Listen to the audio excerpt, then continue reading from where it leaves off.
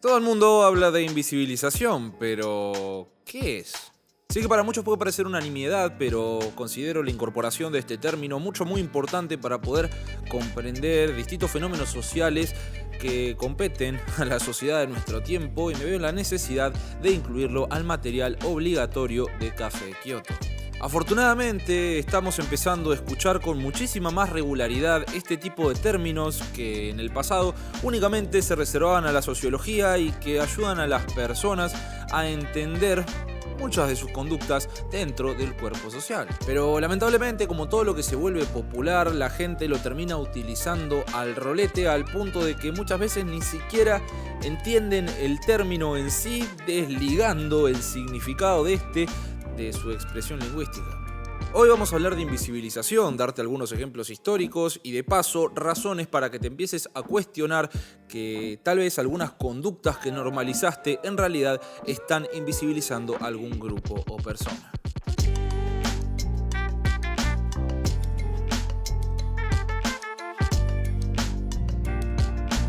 Como dije recién, este término es propio de la sociología, pero suele ser ampliamente utilizado en todos los campos de las ciencias sociales. Y si bien su definición es sencilla, es bastante más rebuscada de desarrollar y dice así. Invisibilización es una definición que se utiliza para designar una serie de mecanismos culturales que lleva a omitir la presencia de determinado grupo social. Traduciendo, comportamiento de la sociedad que hace de cuenta que el que es distinto a nosotros no existe, siempre y cuando no seamos nosotros parte del grupo que no existe. Las intenciones detrás de estas dinámicas pueden deberse a múltiples razones, pero en reglas generales están intrínsecamente relacionadas con la imposición de una superioridad o dominación de un grupo por sobre otro. Como el racismo, el sexismo, el eurocentrismo, cualquier otro proceso de discriminación en general. ¿Pero cómo opera?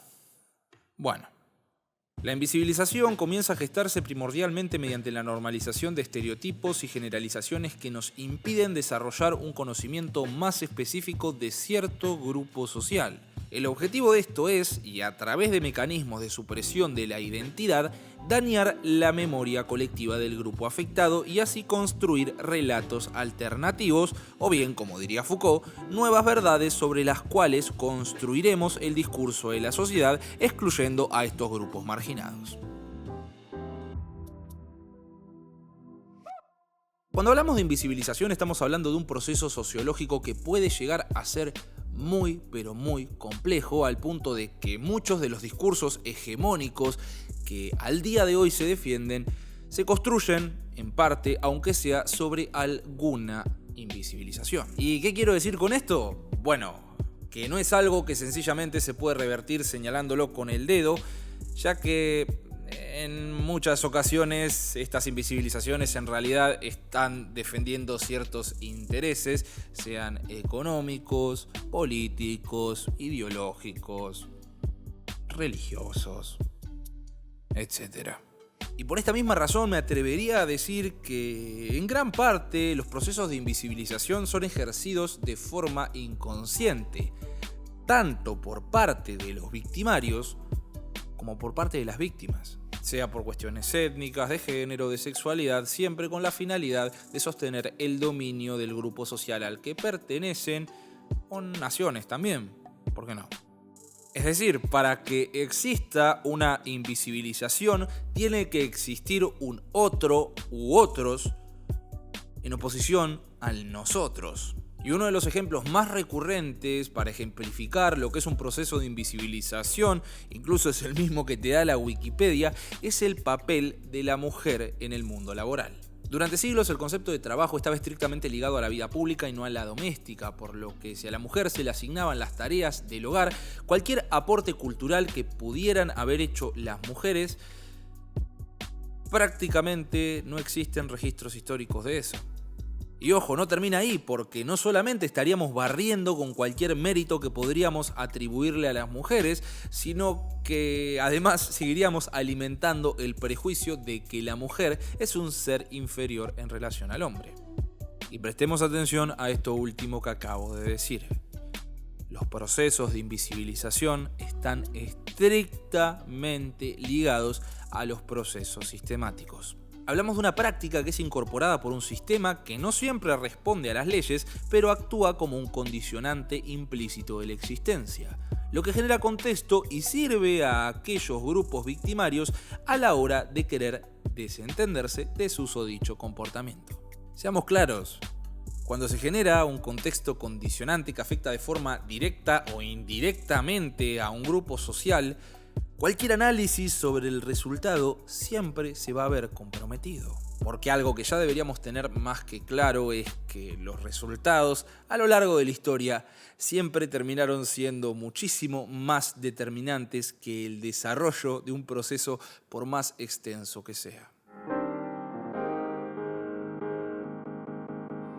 La teoría crítica le da un papel crucial a la cultura como una metodología de dominación tanto política como económica mediante distintos procesos de dominación simbólica productos de la industria cultural. Y obviamente teniendo en cuenta el papel de los medios de comunicación. Estas teorías sostienen que, y si bien la dominación ideológica se vería representada por un montón de mecanismos simbólicos dificilísimos de identificar para una persona, siempre están relacionados con una violencia simbólica que deriva en la censura y en la autocensura dentro de estos mismos procesos de invisibilización. Traduciendo, para los teóricos de la corriente crítica, la cultura vendría a ser como una especie de dominación silenciosa que se nos impone, o también nosotros nos autoimponemos, en donde en realidad no terminamos de entender del todo qué es lo que estamos haciendo.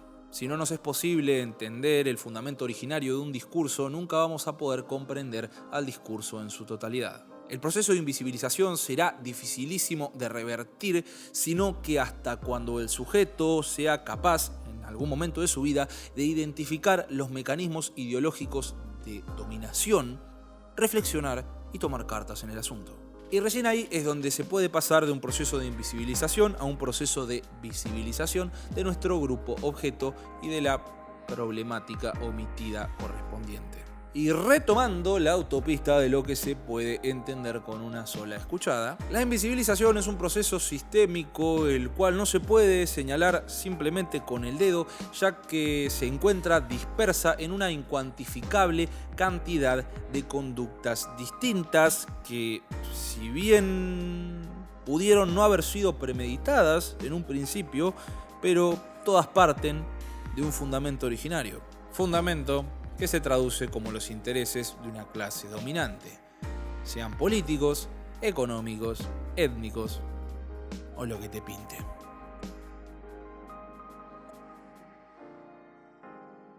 Ya llegando al final de este breve pero completo repaso por la terminología, creo pertinente hablar sobre el sociólogo Erving Goffman y al fenómeno que él llamó covering o enmascaramiento por su traducción en español. Aunque tiene varios puentes con lo que Marx muchísimo tiempo antes llamaría alienación, esta definición es mucho más APB. El enmascaramiento es un mecanismo utilizado por las personas estigmatizadas que se ven presionadas a tener que ocultar su identidad ante terceros. Cuando un grupo pasa por un proceso de invisibilización, su identidad se vuelve problemática, por lo que las personas terminan adoptando características impropias y que son completamente opuestas a aquellas del estereotipo estigmatizado.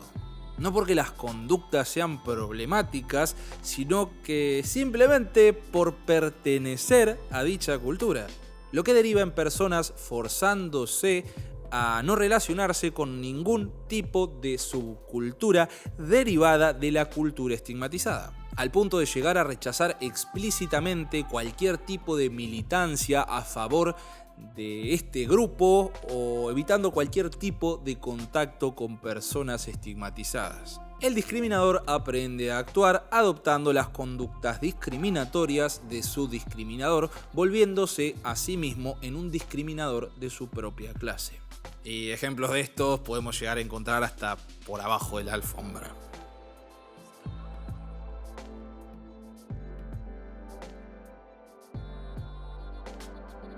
Como ya dije en la introducción, para muchos este video puede parecerles una nimiedad, pero es importantísimo comprender este concepto para así discernir entre los mecanismos de dominación que existen dentro de nuestras sociedades. La construcción de un prejuicio lleva muchísimo tiempo y la deconstrucción de este puede llevar un tiempo igualmente proporcional. Razón por la que a veces, con simplemente nivelar la balanza y tener en cuenta esto, no alcanza.